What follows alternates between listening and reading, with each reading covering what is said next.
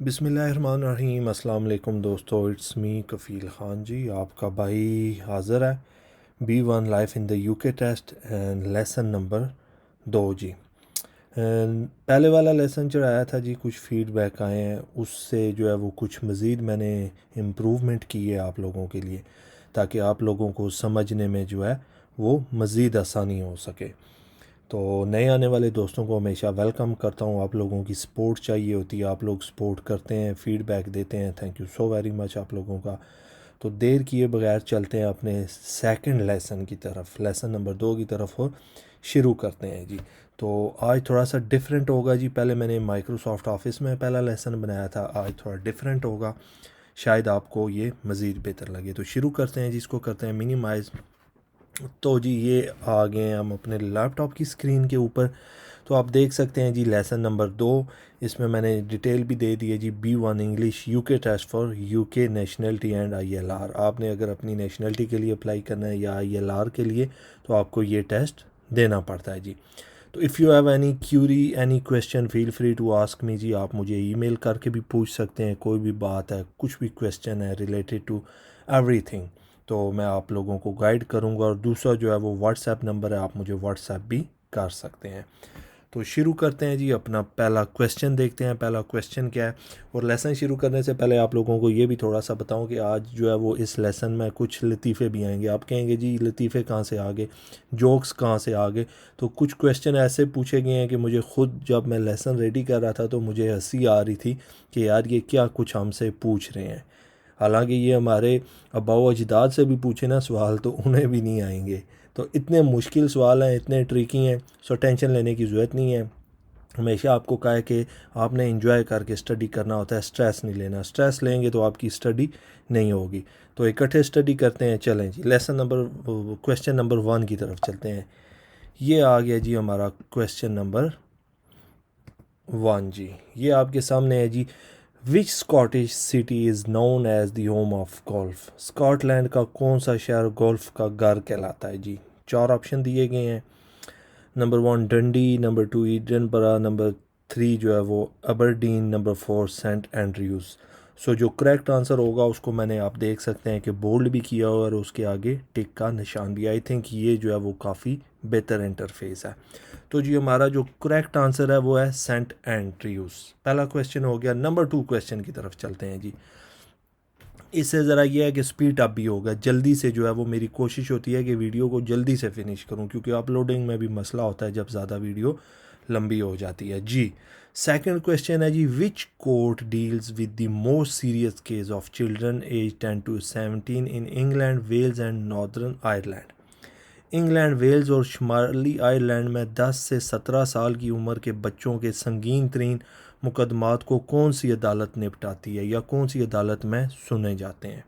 दी high court, दी youth court, दी magistrate court, दी crown court.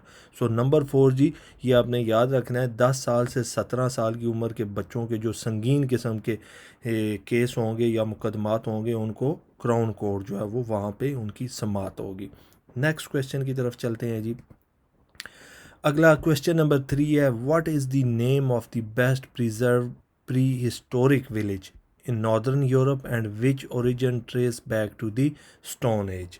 सवाल tricky है, थोड़ा सा समझना है, परेशान नहीं होना। शुमाली यूरोप में सबसे बेहतरीन महफूज कदीम तारीखी गांव का नाम क्या है, और कौन सा इलाका पत्थर के ज़माने से मिलता है? मतलब वो इतना पुराना दौर था, इतना पुराना वो इलाका था कि जिसे हम पत्थर का दौर कहते हैं जी। 4 ऑप्शन दिए गए हैं। मेडीन, सकारा बरई, स्टोनहेंग, बायक्सी। मतलब आप नाम से ही अंदाज़ा लगा लें कि कितना, मतलब ये इन्होंने पुराना क्वेश्चन पूछा है। तो लेकिन आप याद तो करने हैं क्योंकि रिक्वायरमेंट है। सो फिर आप, अगर आपको समझ नहीं लगती तो आप इंग्लिश और उर्दू में दोनों में देख लिया करें। ठीक हो गया जी। नेक्स्ट क्वेश्चन की तरफ चलते हैं। क्वेश्चन नंबर 4 क्या कहता है जी? ये आ गया जी। When was the National Trust founded? National Trust कब कायम हुई जी, या कब कायम हुआ? 1890, 1895, 1980 या 1910? तो जी करेक्ट आंसर इज़ 1895 में जो है वो नेशनल ट्रस्ट कायम हुआ था जी। नंबर 5 क्वेश्चन है जी। After the Black Death new social classes appeared in England, including owner of the large areas of land known as? Black death के बाद इंग्लैंड में नई समाजी क्लासें नमूदार हुईं जिनमें ज़मीन के बड़े इलाकों के मालकान भी शामिल हैं। वो कौन से हैं जी? जुडिशरी है, जेनेटरी है, क्लान्स हैं, नोबिलिटी है जी। तो इसमें जो है वो करेक्ट आंसर इज़ नंबर 2। ठीक है जी, नेक्स्ट जो है वो क्वेश्चन की तरफ चलते हैं, जल्दी से बढ़ते हैं। नंबर 6 क्वेश्चन जी, Elizabeth one was the younger daughter of which king? Elizabeth अव्वल किस बादशाह की छोटी बेटी थी जी?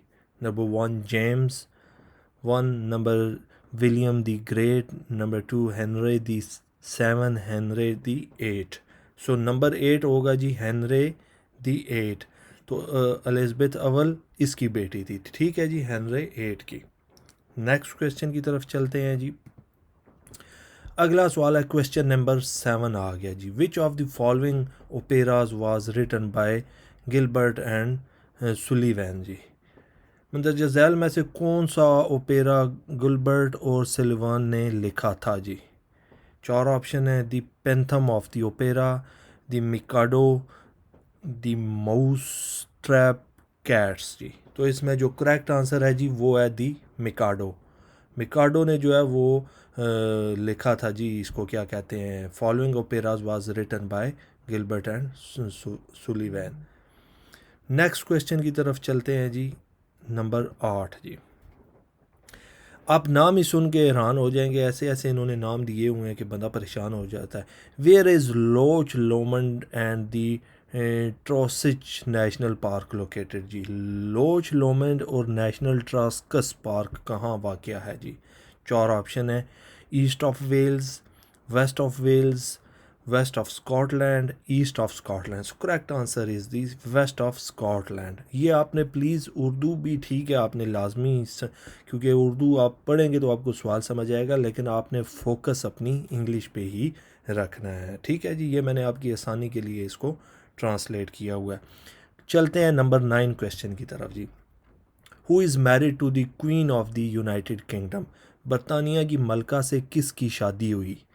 ठीक है जी, 4 ऑप्शन है, Prince Charles, Prince of Wales, number 2 Prince Philip the Duke of Edinburgh, number 3 Henry 7, number 1 William the 2। So the correct answer is Prince Philip the Duke of Edinburgh. ठीक है जी, इससे बरतानिया की मलका की शादी हुई थी जी। नंबर 10 क्वेश्चन की तरफ चलते हैं जी। By what two other name is the Church of England known? Church of England को किन 2 दीगर नामों से जाना जाता है? ठीक है जी, दी इसमें 4 ऑप्शन है जी।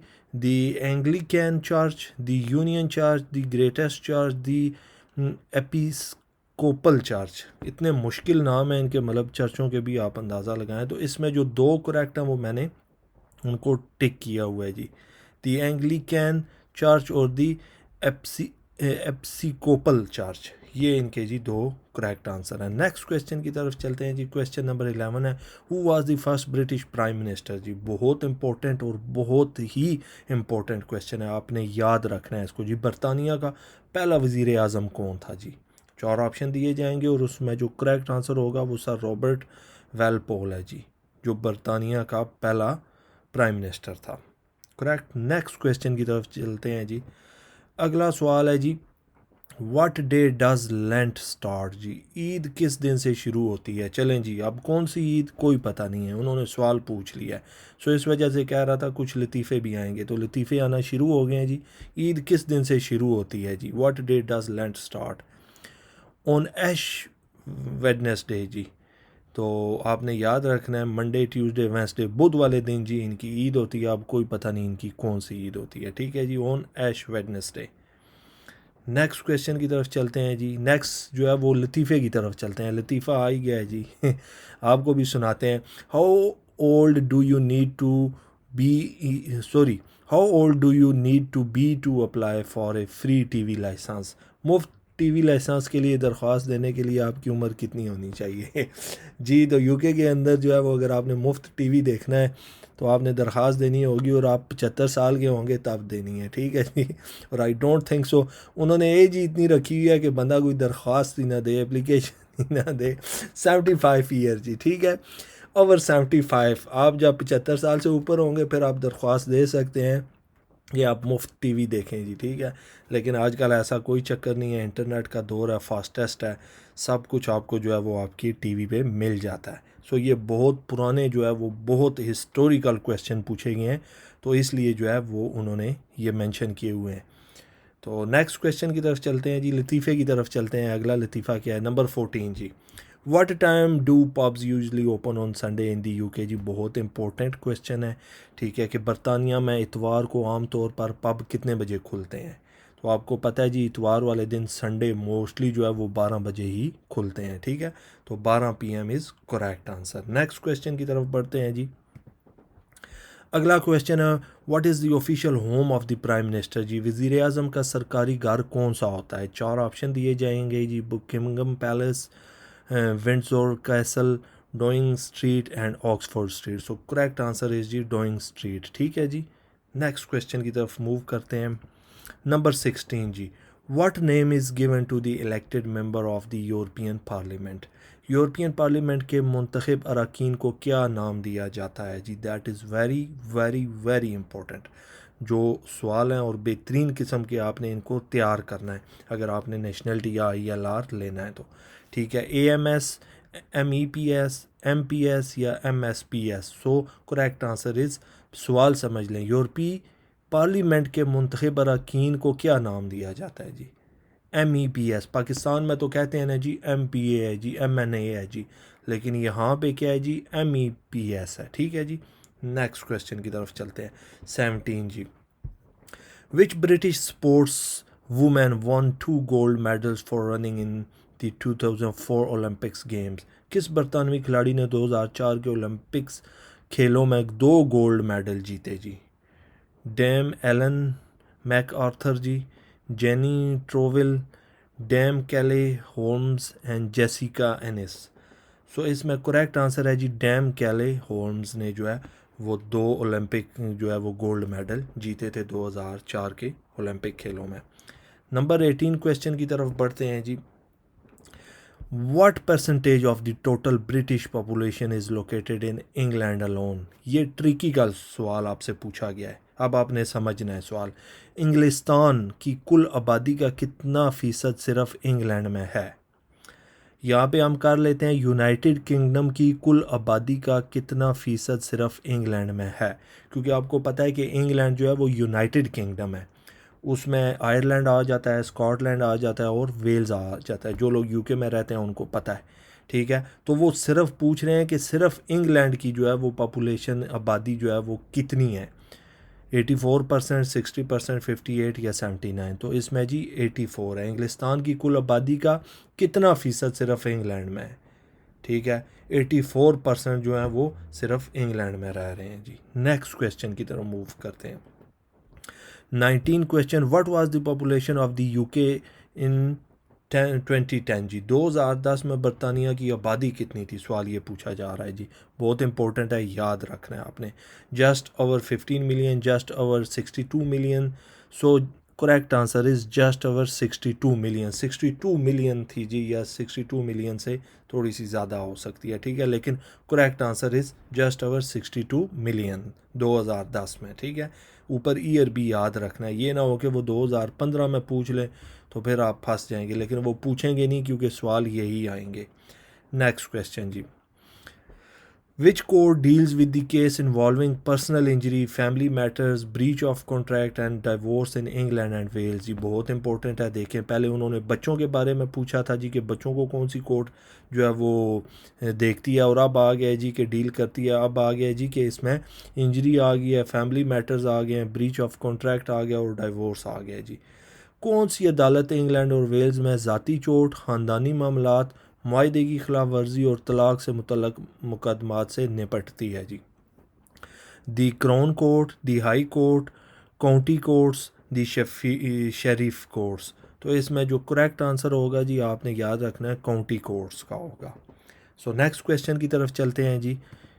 What is the name of the building where the Scottish Parliament meets. इस इमारत का नाम क्या है जहाँ स्कॉटिश पार्लियामेंट मिलती है जी। अब क्योंकि सवाल जो है वो बिल्कुल एज इट इज़ आना है, मैं आपको मज़ीद ईजी करके यहाँ पे एक्सप्लेन कर सकता हूँ, लेकिन आपका जो है वो माइंड जो है वो दूसरी तरफ चला जाएगा सवाल आपको समझने में। तो लिहाजा जो सवाल पूछा जा रहा है एज इट इज़ मैं उसको ऐसे ही आगे ट्रांसलेट कर रहा हूँ। इस इमारत का नाम क्या है जहाँ स्कॉटिश पार्लियामेंट मिलती है जी। मतलब उस इमारत का क्या नाम है जिधर स्कॉटिश पार्लियामेंट है, सिंपल इज़ दैट।